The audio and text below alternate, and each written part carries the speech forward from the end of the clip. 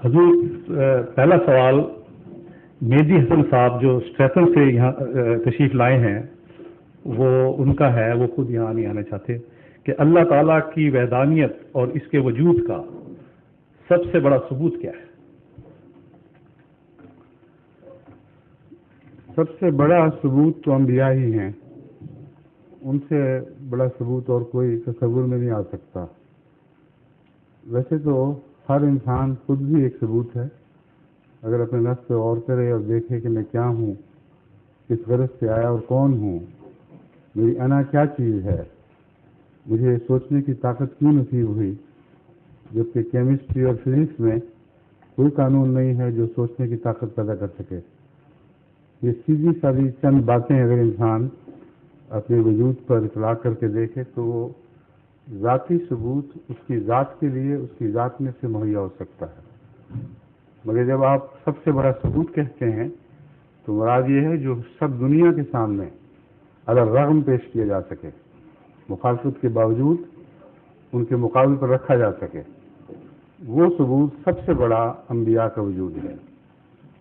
اس کے بہت سے پہلو ہیں، اگر سارا مضمون بیان کیا جائے تو پھر ایک ہی سوال اس پر رکھ جائے گا، مگر چند اہم نکات میں آپ کے سامنے رکھتا ہوں تاکہ اسے محض دعویٰ نہ سمجھا جائے بلکہ ایک حقیقت کے طور پر پیش کرنے والا غیروں کے سامنے پیش کر سکے۔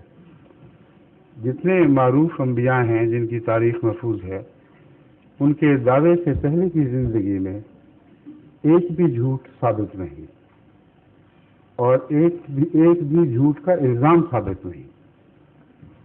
ان کے دعوے سے پہلے کی زندگی میں بچپن سے لے کر دعوے تک، جو اکثر جوانی بھرپور جوانی گزرنے کے بعد ہوتا ہے، کوئی ایک بھی داغ ان کی عصمت پر، ان کی پاکیزگی پر غیروں نے بھی نہیں لگایا۔ تمام انبیاء اپنی پہلے کی زندگی میں وہ وجود تھے جن پر نظریں اٹھ رہی تھیں۔ کبھی انہوں نے انسان پر بھی جھوٹ نہیں بولا، کبھی کوئی حرص نہیں کی، کبھی دولتیں جمع نہیں کی، کبھی سرداری کی کوشش تک نہیں کی، سرداری کے مقابلوں میں آئے ہی نہیں۔ اچانک جب یہ کہتے ہیں کہ ہمیں خدا کا پیغام ملا ہے اور وہ یہ ہے، تو یہ سب سے بڑے تعجب کی بات ہے کہ نفسیاتی لحاظ سے یہ ممکن کیسے ہے کہ ایک شخص جو لوگوں کے معاملے میں، انسانوں کے معاملے میں امین ہو، بغیر نفسانی خواہش کے رہا ہو، اس کی کوئی بڑائی کی آرزو ثابت نہ ہو، وہ اچانک خدا کی طرف جھوٹ منسوب کرنا شروع کر دے۔ اگر خدا نہیں ہے تو اس کا لازمی نتیجہ یہ نکلے گا کہ اس نے کسی اور غلط سے خدا کا نام استعمال کیا ہے، اس کے سوا کوئی نکلتا نہیں۔ اور اگر یہ ہو تو پھر اس وقت کا وہ سب سے بڑا جھوٹا ہے۔ اور اچانک ایسی کایا پلٹ جانا کہ جو انسانوں میں سب سے بڑا سچا تھا وہ اچانک ان میں سے سب سے بدترین جھوٹا بن گیا، یہ انسانی فطرت قبول نہیں کر سکتی۔ مگر صرف اتنا ہی نہیں، جب اس نے کوئی اور تمنا دل میں چھپا کر خدا کی طرف منسوب ہونے کا دعویٰ کیا، اور خدا جب وہ جانتا ہے سب سے زیادہ کہ خدا نہیں ہے، اگر نہیں ہے تو اس سے بڑھ کر کوئی نہیں جانتا، تو اتنی بڑی ضرورت اس کو خدا پر جھوٹ بولنے کی ممکن ہی نہیں تھی اگر اس عرصے میں اسے کامل یقین نہ ہوتا کہ جس ہستی کی طرف میں جھوٹ منسوب کر رہا ہوں وہ قادر ہے، وہ توانا ہے، وہ مجھے جڑوں سے اکھاڑ کے پھینک سکتی ہے۔ تو وہ وجود جو دہریت کے اس سفر میں آہستہ آہستہ آگے بڑھتا ہے، وہ دہریت کے نشان پیچھے چھوڑ کر چلتا ہے۔ اس کی مجالس میں وہ گفتگو ہوتی ہے، اس کی مجالس گواہ ہو جاتی ہیں کہ یہ وہ شخص تھا جو مذہب کے مذاق اڑایا کرتا تھا، جو خدا کی ہستی کے خلاف باتیں کیا کرتا تھا۔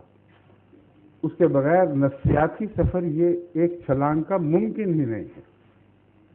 کوئی شخص دعویٰ دار ہے تو اس کو اپنی عقل کا امتحان لینا چاہیے، یہ کیسے ہو سکتا ہے کہ وہ شخص دہریہ بنے اور اچانک بنے؟ اور دہریہ بھی اس درجے کا کہ اس ساری سوسائٹی میں اس جیسا کوئی دہریہ نہ ہو، اور بڑی جرت سے پھر ایک فرضی نام کے اوپر اپنی بڑائی کی خاطر ایک دعویٰ پیش کر دے۔ یہ دوسرا سوال ہے۔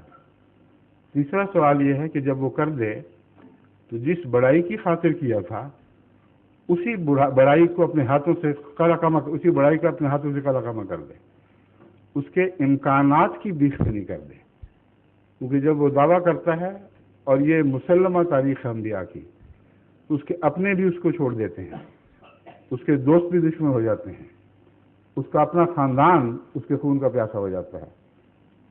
یہ بات درست ہے اور قطعی ہے۔ تو پھر جس مقصد کی خاطر اس نے دعویٰ کیا تھا اس مقصد کو اپنے ہاتھ سے اس نے پارا کر دیا۔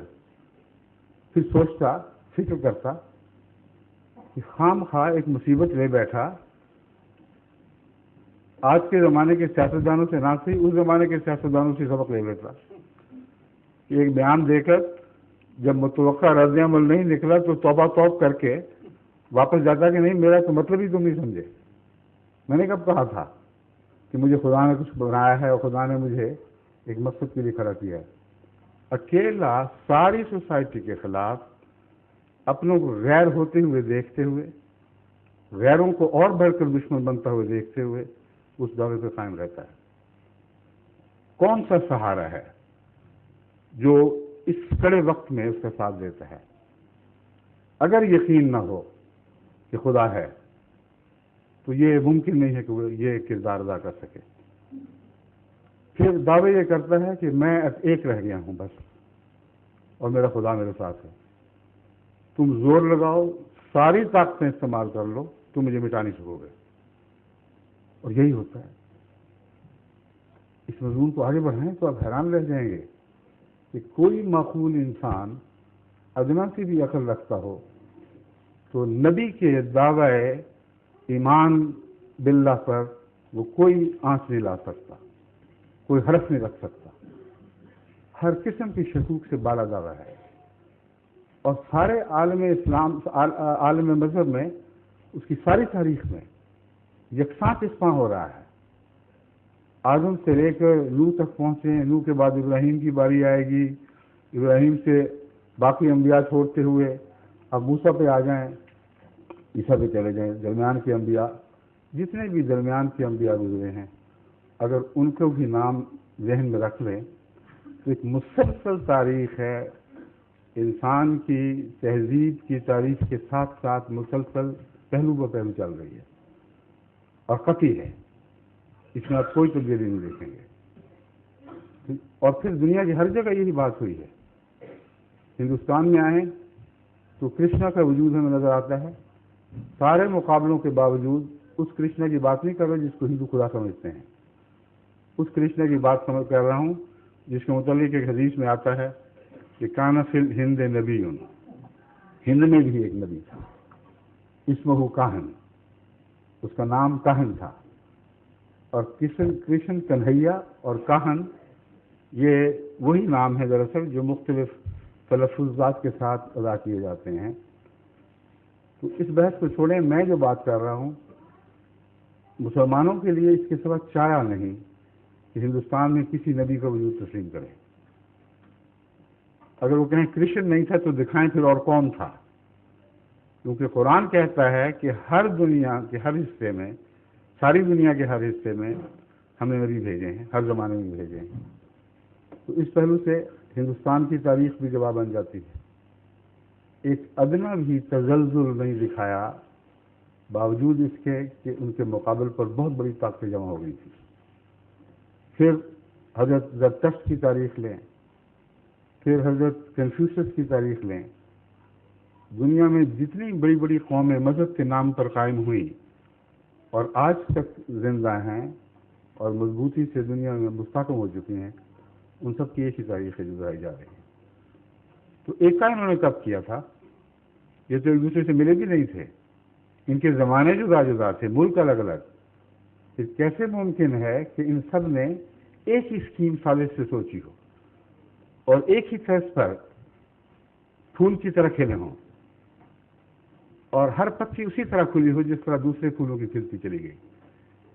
یہ یکسانیت، یہ عالمگیر اتحاد، جبکہ آپس میں میل جول کا کوئی رابطہ نہیں. یہ سارے مضمون ہیں، میں جیسا کہ کہا تھا مختصر میں عرض کروں گا. ان پر آپ غور کریں تو انبیاء کا وجود خدا کی صداقت کی، خدا کے وجود کا سب سے بڑا ثبوت ہے. اور ایسا ثبوت ہے کہ کوئی ذی ہوش جو تعصب سے پاک ہو اس کو رد نہیں کر سکتا.